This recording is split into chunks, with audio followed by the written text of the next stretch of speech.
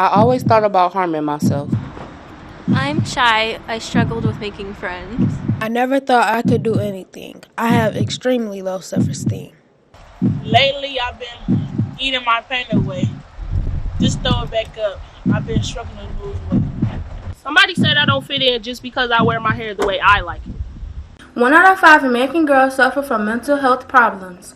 Don't be that girl. Talk to someone. Those thoughts I had are long gone, for I have a future I need to get to. In order to get better, I had to do better. I learned how to make friends. I believe in myself. That's when everyone else did, I set an example. Instead of me eating everything, I started watching my calories. The weight is falling off. I wanted to change my hair, but I decided it was for me. It's for me. A PSA from the Curvy Girl Project.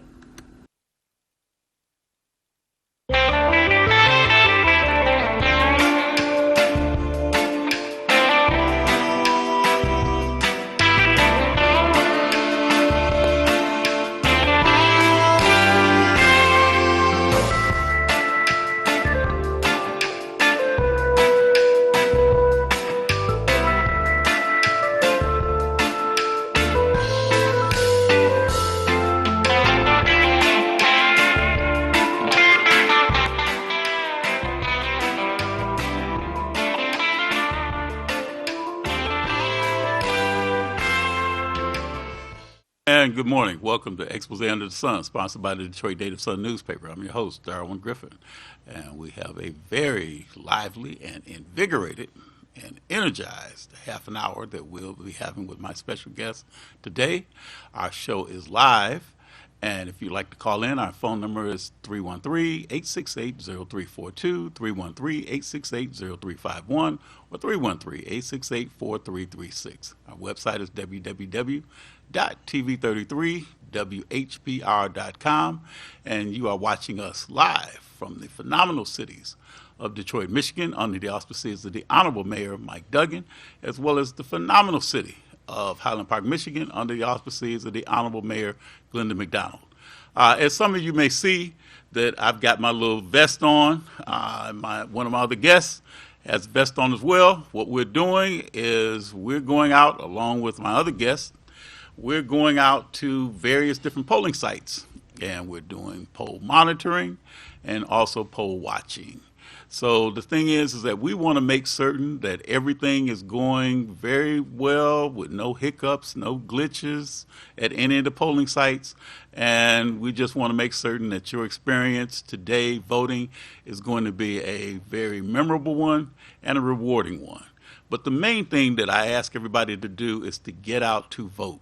As I was saying just before we started the show today, the important part is that this is a midterm election, as some of you may know.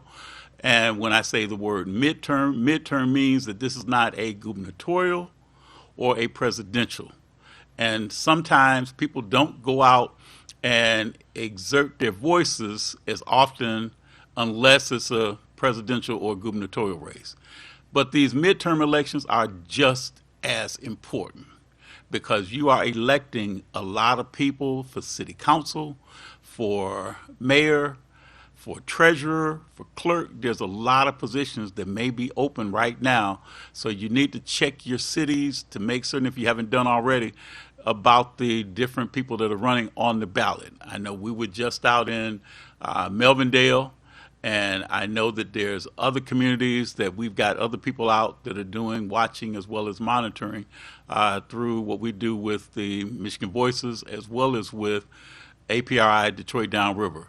So we're pretty much like making certain that everybody has a memorable experience, and there's no problems, because the thing is that we don't want anyone to get discouraged about voting, and especially we don't want anybody to get discouraged when it comes down to thinking that their voice or their vote does not matter.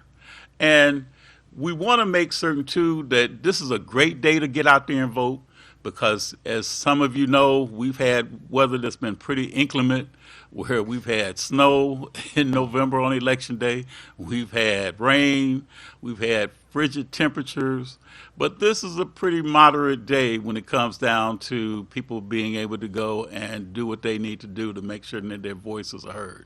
So try it, like I said again, there shouldn't be any excuses about voting.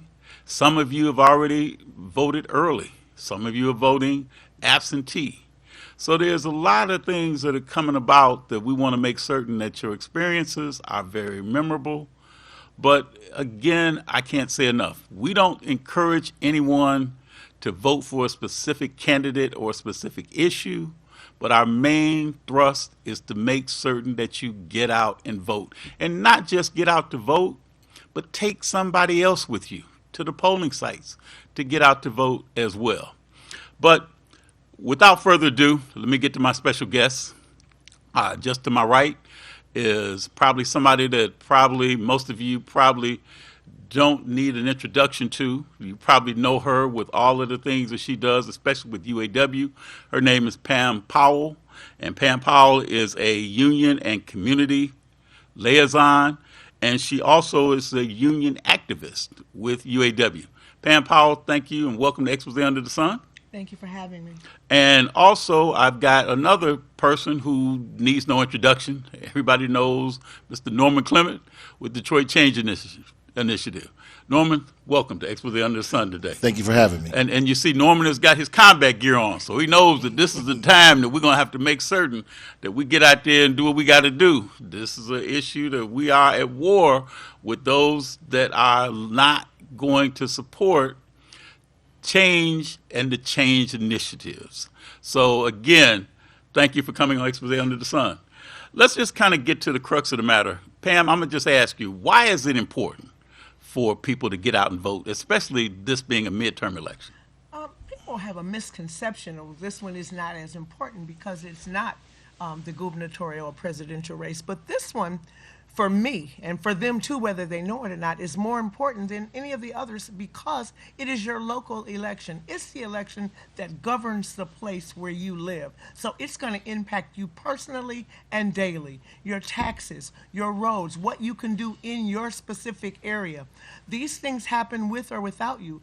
And we sit home and we complain about, well, this didn't happen and how come they did that? It's because when they asked you and they asked your opinion, you stood mute. This is the time where your voice really needs to be heard. And there are plenty of things that you can do if you're not sure. Vote 411 is a really good resource. You can go on, look at your ballot ahead of time, see who the people are. If there's something you don't know, because sometimes there are things that not even I know, and I'm pretty nosy. But if I don't see those things, I know I can go ask and I can inquire ahead of time. I don't want to find out last minute. So hopefully people will begin to realize how important this is and actually come out and look out for their own best self-interest. And Norman, I see you got your combat gear on, so one of the main things that I think that you're really trying to combat is voter apathy. Yes. Yes, I think voter apathy is one thing, but also making sure that when folks go to the polling locations, number one, they have a great experience. Number two, everything is insured. That means they have access to the VAT machine, access to, if they have a need to change in the ballot with the language, they have access to that. So my role as a election challenger is making sure the poll locations are sufficiently supplied with everything that a voter needs. That's our job, that's our charge. So we're making sure everything is fair, make sure it's even, but also making sure that the voter comes in and has the great experience as a taxpayer, their dollars paid for. Now, you mentioned about the VAT machine. Explain that. So the VAT machine is someone that is visually impaired that needs to go vote. Now, the thing about the VAT machine is that anyone can use a VAT machine. I don't have to be visually impaired, but as long as it's there, ready, and it's already set up that someone can use, they can use it. And so too many times in our past elections that where laws weren't strong enough that was not available. Fortunately, with the vote of the people last year and in 2018, there's more access to voting now. And so the thing is that where next year's election is going to be a large election, as we know, but the local election, that's your first immediate impact. That means, guess what?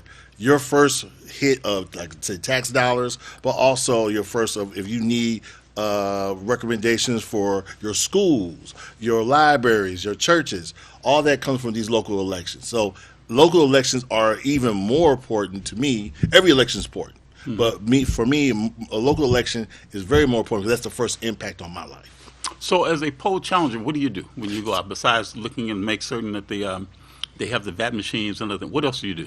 We go there, make sure the VAT machines are set, make sure the count is right, make sure the machines are working, and also if a challenger is challenging someone because they think they don't have an ID or they're challenging their name, which you can't challenge. Our job as a challenger is to be there to support and give them actual factual information to say, hey, you can't challenge that.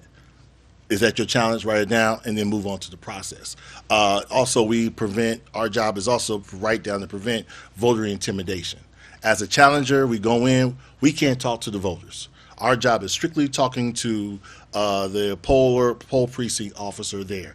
That's our only conversation. We're there just to observe and making sure the process is clear.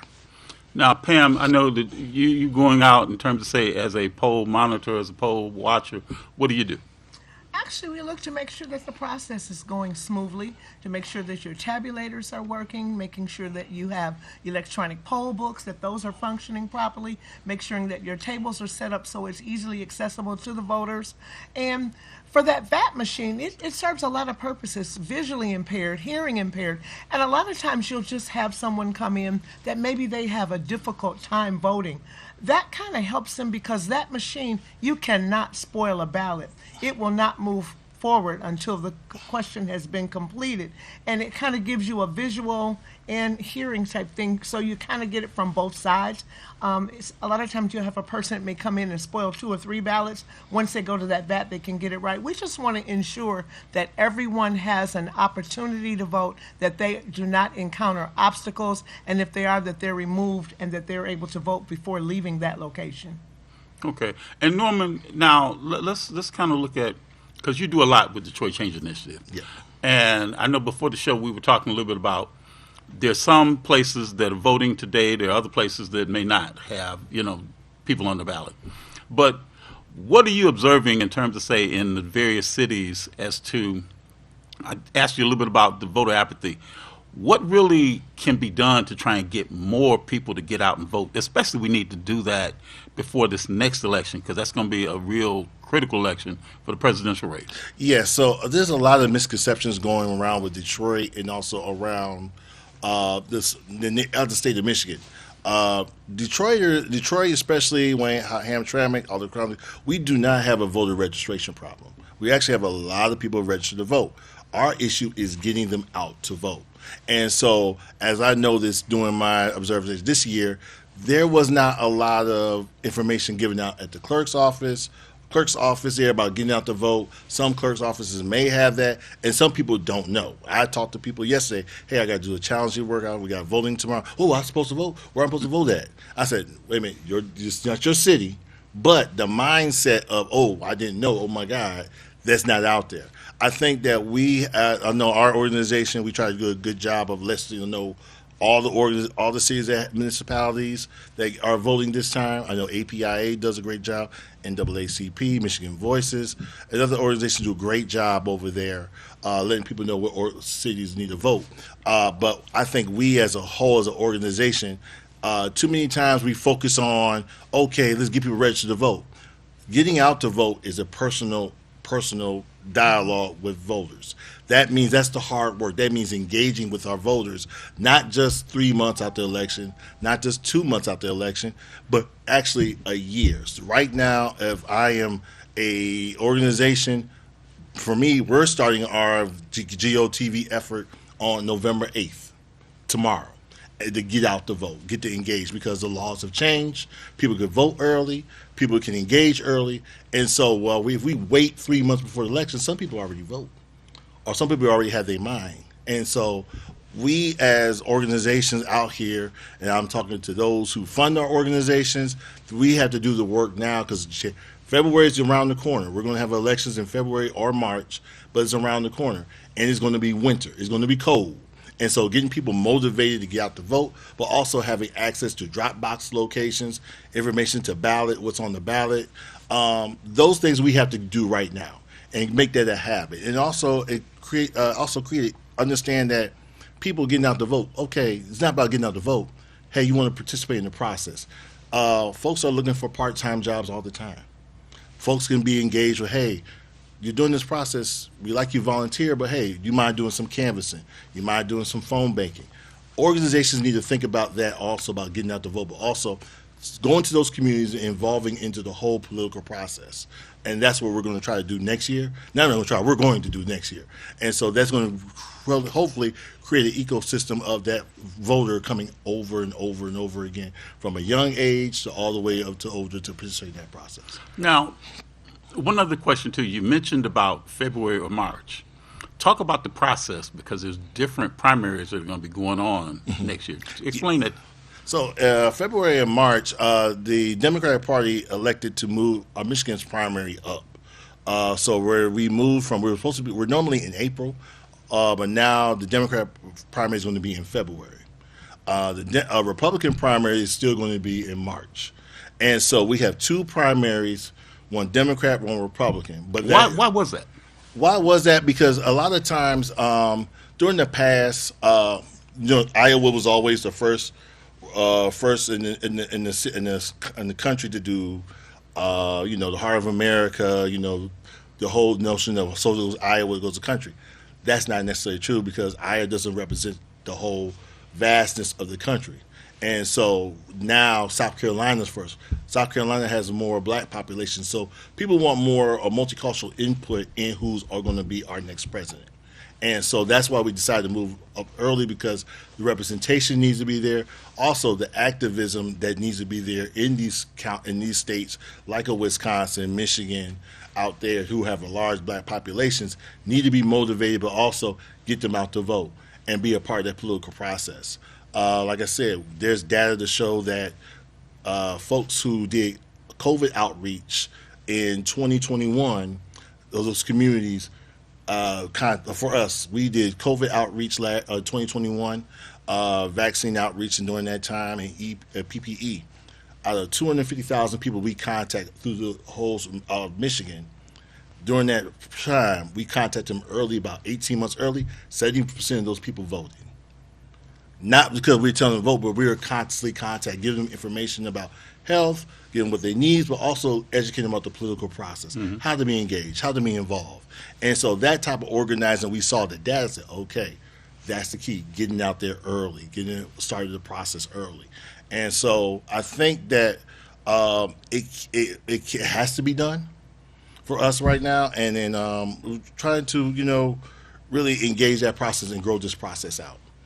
Because we meet a lot of people on the street every single day who are politically astute. They know what's going on. They're just apathetic. They don't like the process. They're fed up. They're frustrated. And, it's an economic challenge. And so me getting up to go vote, I got to miss work and all that, where now there's open opportunities to vote early in your spare time, but also not about voting, but hey, you ever been thought of doing what candidate you like? Okay, you want to work for that candidate? Try to talk to these organizations and get part of that process.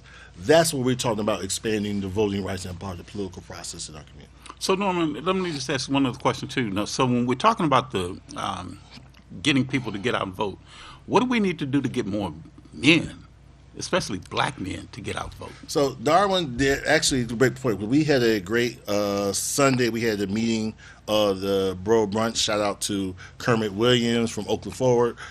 Percy came down all the way from Flint. We had Percy Glover came down from Flint. Came down and supported us. Some other folks came out. Chevelle from Kappa Alpha Psi.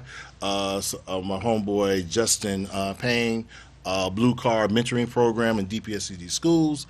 A couple of other people came out, and we actually talked. And thank you for Hill Harper to coming out. The candidate saw the flyer. My FIA brother. Yeah, saw our flyer on the internet and said, hey, anyone's welcome to come out. He said, oh, let me come and see the meetings of the mind. So we got the brothers a free breakfast. We sat and we talked about what is going on in our community, how we can engage. And a lot of times in our space, especially from this past year, we noticed that in this political process, black men are being pushed out.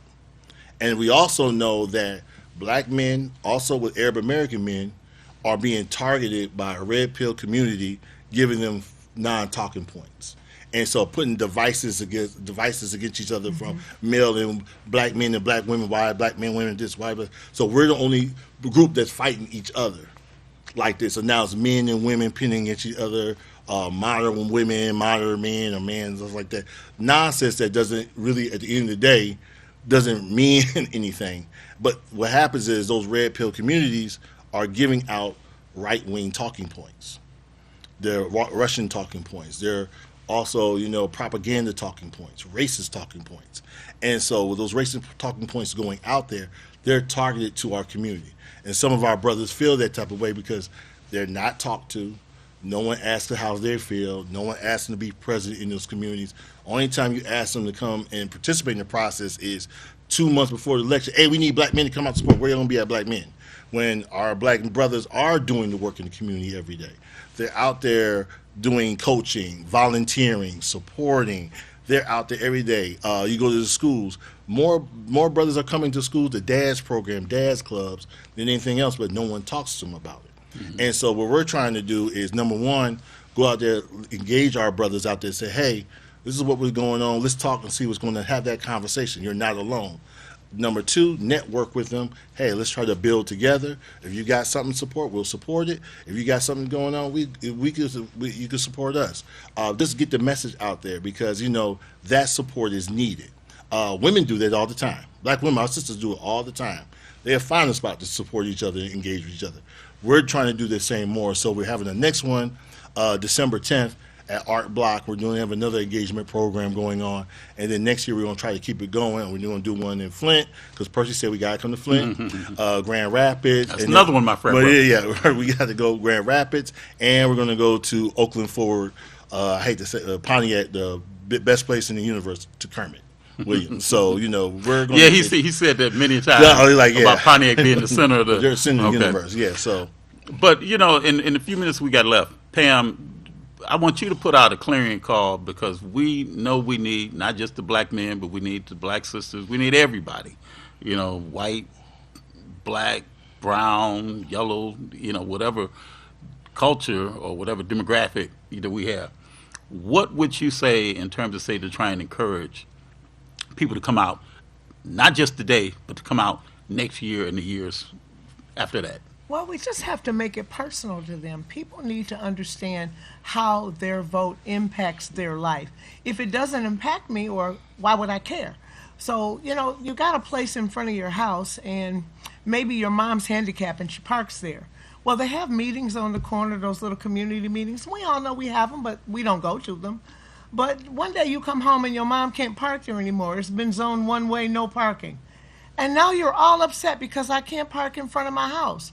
Well, but when it was time to exercise your voice, we weren't there. So we need to become more aware of our surroundings. You don't have to go to every meeting, but you need to know that it exists and it's occurring. And we need to know what's on the agenda in that meeting, because every now and then, all of us might need to get together and go down there and talk to them about it. We can't be reactionary, wait till after something has happened to try to make the decision. We have to be part of the decision-making process. There's an old saying that if you're not at the table, you're on the menu. And it's the same thing politically. The big wheels with big money drive how things go.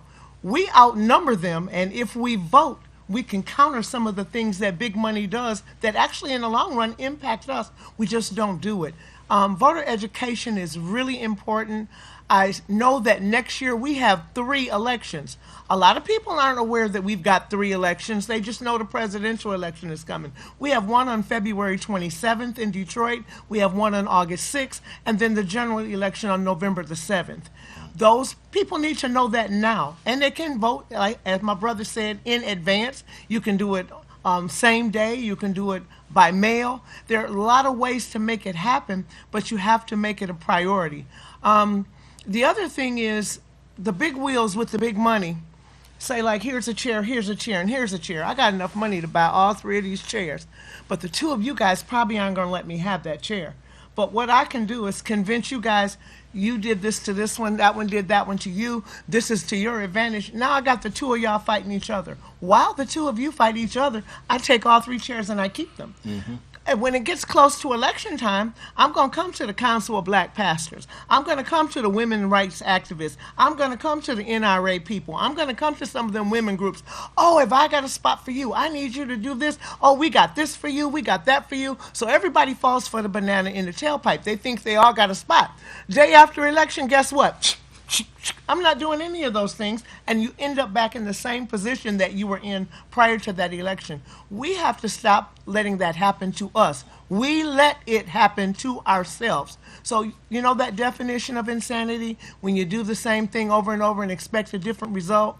When you got 99 people on the ballot running for one initiative, whereas we know that divides the vote and you end up with a person that maybe doesn't have your best interest at heart?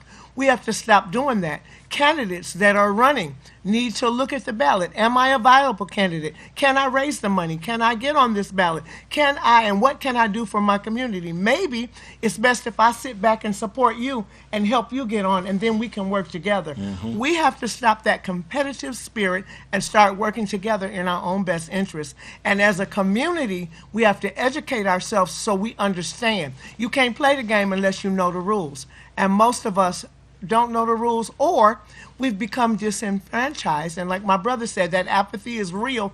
He's like, oh, my vote doesn't count, I'm not going. Your vote does count, and the only reason it doesn't count is because you don't come and cast it. Well, you know, and that's the thing, too, because I always say you got to separate the pretenders from the contenders. And you've got to, as you were saying, too, Pam, you've got to be more proactive as opposed to being reactive. But, Norman, I'm going to let you, we've got a couple minutes left. I'm going to let you make some closing comments real quick. Yeah, Pam echoed everything that I wanted to say, and even more with, you know, with the rules. There's a saying, and a cult saying that know the rules until you find out there's no rules.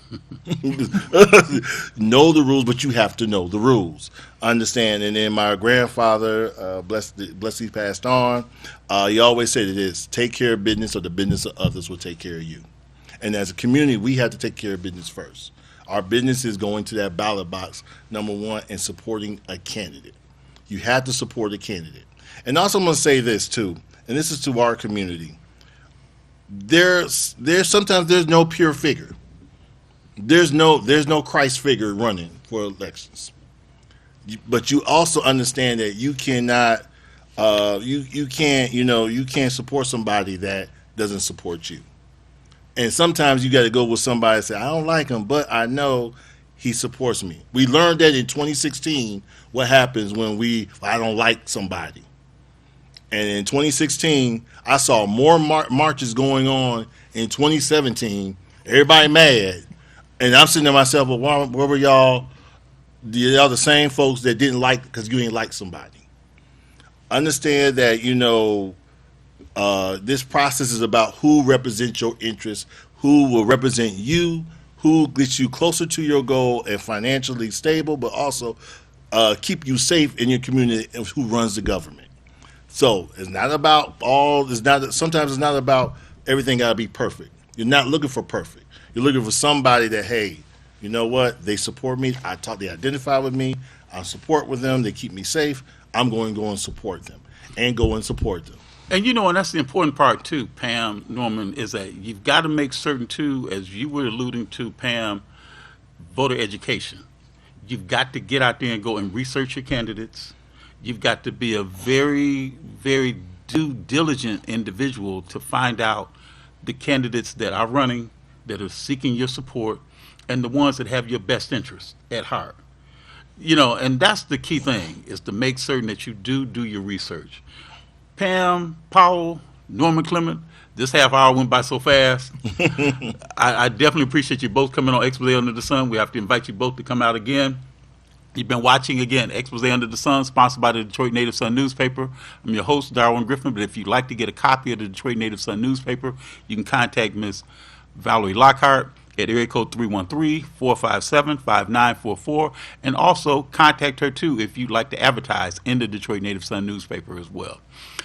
Definitely make certain that you do. If you haven't gotten out to vote, get out and vote. As Pam, as Norman has said, make certain that your voice is heard. Have a great rest of the day. Here at the Full and Fabulous Curvy Girl Project, we don't just focus on health, beauty, and self-esteem. We also offer an amazing summer program for young ladies ages 12 to 18. For more information, visit our website at fullandfabulous.org. See you soon.